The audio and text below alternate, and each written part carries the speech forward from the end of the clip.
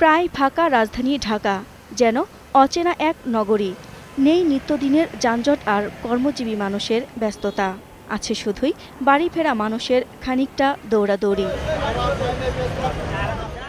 বছরের অন্তত একটি দিন চাই আপনজনের সঙ্গে ঈদের আনন্দ ভাগাভাগি, আর তাই এরই মধ্যে রাজধানী ছেড়েছেন নগরীর বেশিরভাগ মানুষ।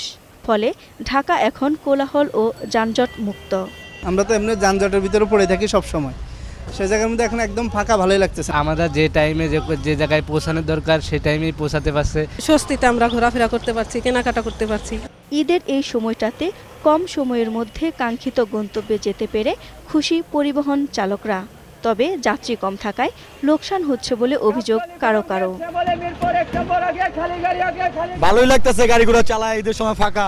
গাড়ি চালাতে মোটামুটি ভালো লাগে, কিন্তু ভাড়া কম, ইনকাম কম। যানজট না থাকে তো 5-6 টিপ মারলে 1000-1200 টাকা বেতন পাই। যানজটের নগরী ঢাকার রাজপথে নেই যানবাহনের তেমন কোনো চাপ, আর তাই বেশ স্বস্তিতেই আছেন ট্রাফিক পুলিশ।